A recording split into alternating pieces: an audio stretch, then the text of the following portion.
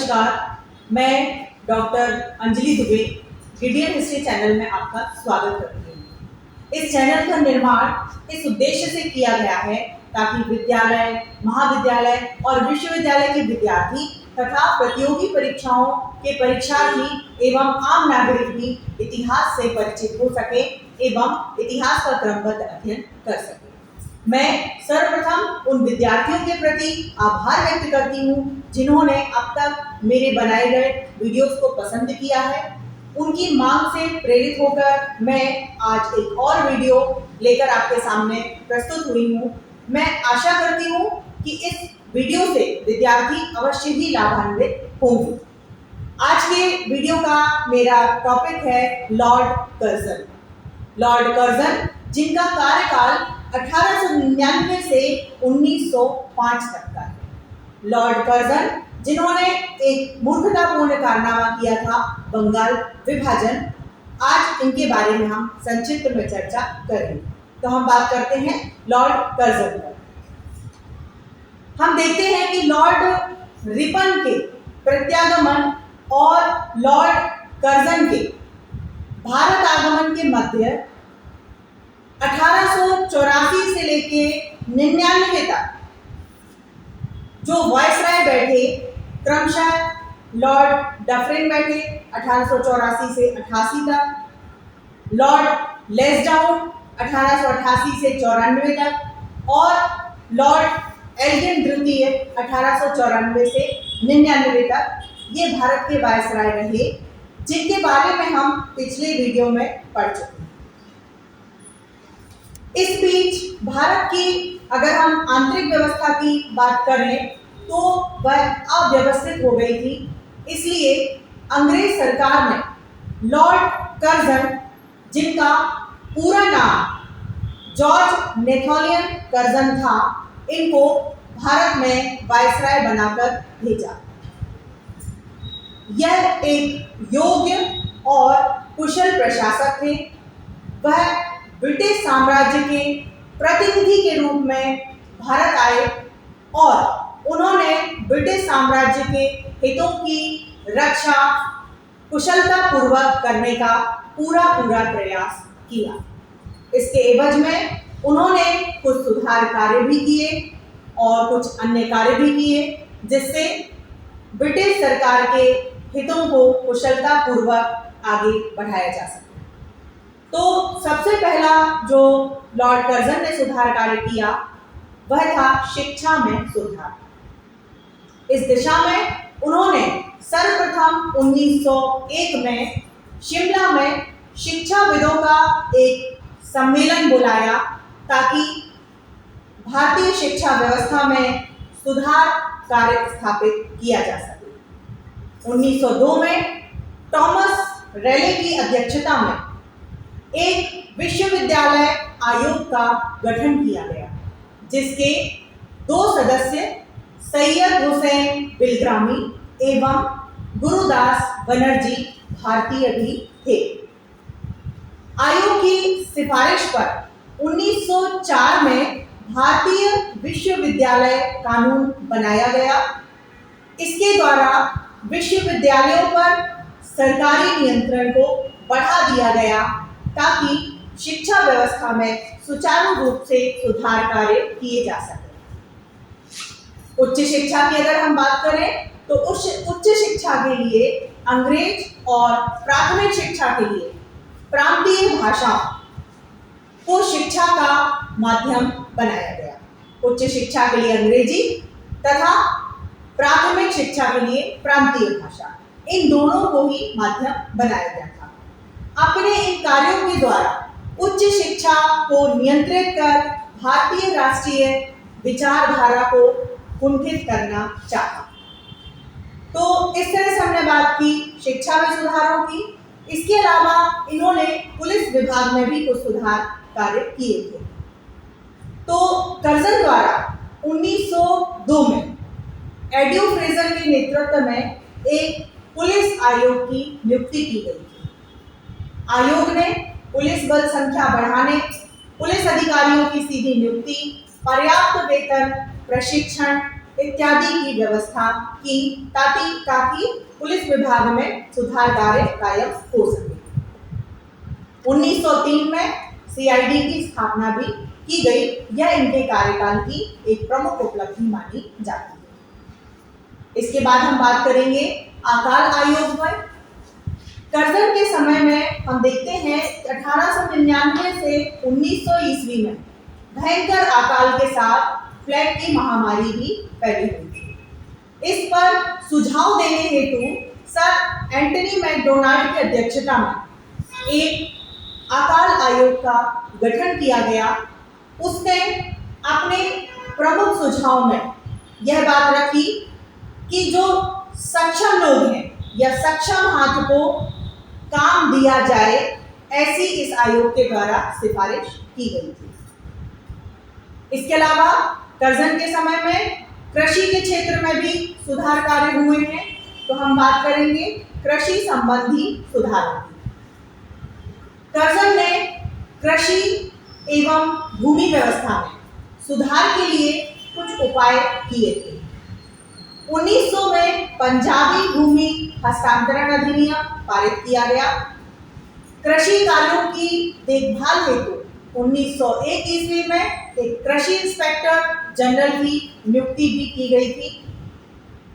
नहरों के निर्माण हेतु सुझाव देने के लिए सर स्कॉट मॉन्क्रीफ की अध्यक्षता में 1901 ईस्वी में एक सिंचाई आयोग की स्थापना भी की गई थी।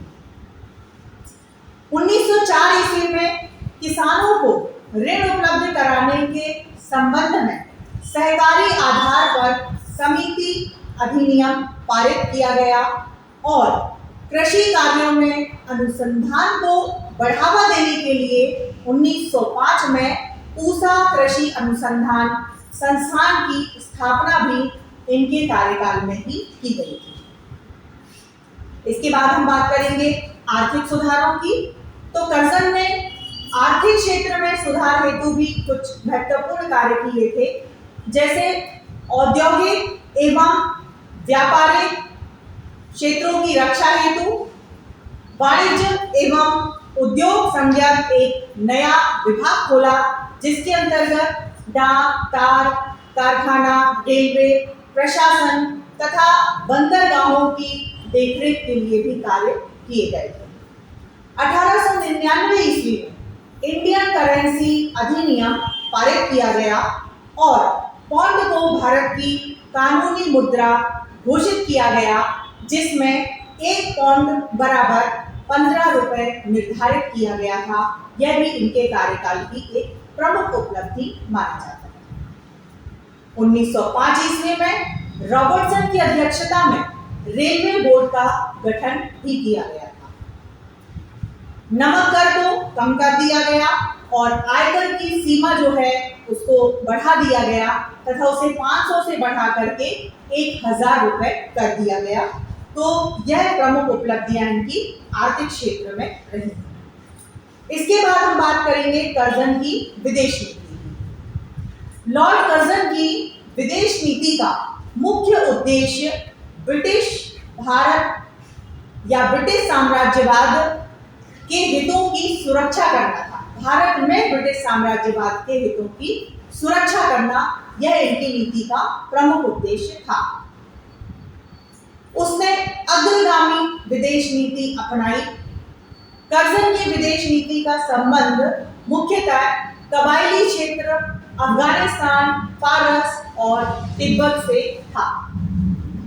करजन ने उत्तर पश्चिमी सीमांत कबायली क्षेत्र को बड़ी चतुराई से ब्रिटिश साम्राज्य की प्रभाव परिधि में ला दिया था। 1901 में उत्तर पश्चिमी सीमा को अलग प्रांत बना दिया। अफगानिस्तान से मैत्रीपूर्ण संबंध बनाए। इसके अलावा जो खाड़ी क्षेत्र था उसमें भी रूस, तुर्की और जर्मनी को अपना प्रभाव बढ़ाने से रोक दिया। यह भी इनके कार्यकाल की प्रमुख उपलब्धियां थी।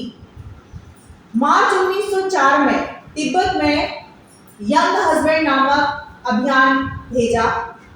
7 सितंबर 1904 को दलाई लामा ने यंग हस्बैंड के साथ लहसा की संधि की। यह भी इनके कार्यकाल की ही घटना है। इस प्रकार लॉर्ड कर्जन अपनी नीति द्वारा एशियाई प्रदेशों पर अपना नियंत्रण बनाए रखा, जिससे अन्य कोई भी शक्ति इस पर अपना प्रभाव कायम न कर सके, ऐसी उसने व्यवस्था की। इसके अलावा हम बात करेंगे कलकत्ता कॉरपोरेशन अधिनियम की।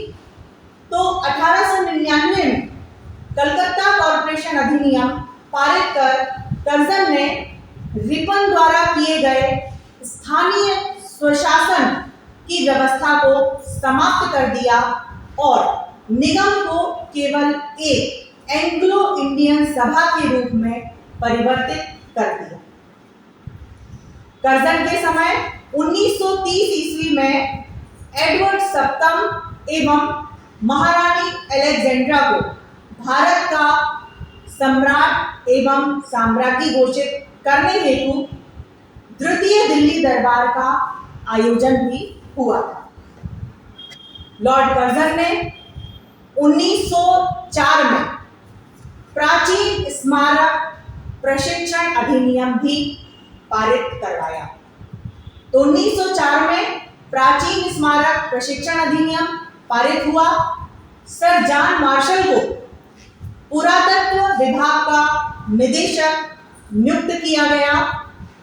ऐतिहासिक इमारतों की सुरक्षा एवं पुनर्निर्माण के लिए 50,000 पाउंड की राशि तय की गई। यह इनके कार्यकाल की एक सर्वप्रमुख उपलब्धि मानी जाती है। इन सुधारों के साथ साथ कर्जन के कुछ मूर्खतापूर्ण कारनामे भी रहे, जिनमें सर्वविदित है बंगाल विभाजन। तो हम बात करेंगे बंगाल विभाजन की। जुलाई 1905 ईस्वी को शिमला में बंगाल विभाजन की सरकारी घोषणा की गई। विभाजन का कारण प्रशासनिक असुविधा बताया गया था। बंगाल को दो भागों, पूर्वी बंगाल तथा पश्चिमी बंगाल में विभक्त कर दिया गया। विभाजन के विरोध में 16 अक्टूबर 1905 का दिन बंगाल में राष्ट्रीय शोक दिवस के रूप में मनाया गया, क्योंकि इसी दिन विभाजन को लागू किया गया था। यद्यपि 1911 में बंगाल विभाजन रद्द कर दिया गया। मुख्य इनके जो सेनापति थे किचनर, जो 1902 में भारत आए थे, तो सेनापति किचनर के साथ कर्जन के मतभेद हो गए और इस मतभेद के कारण कर्जन ने 1905 में त्याग पत्र दे दिया। कर्जन के प्रति भारतीयों में बहुत ज्यादा क्रोध देखने को मिलता है और भारतीयों में उस समय बहुत ज्यादा क्रोध था। वह भारत का सर्वाधिक अलोकप्रिय वायसराय सिद्ध हुआ। आज का वीडियो जिन संदर्भ ग्रंथों पर आधारित है वे आपकी स्क्रीन पर हैं। यदि आपको ये वीडियो अच्छा लगा और भविष्य में आप भारतीय एवं विश्व इतिहास को क्रमबद्ध रूप से जानना चाहते हैं, तो आप इस चैनल को लाइक करें एवं सब्सक्राइब का बटन दबाएं। आपके सुझाव सदैव आमंत्रित हैं। धन्यवाद।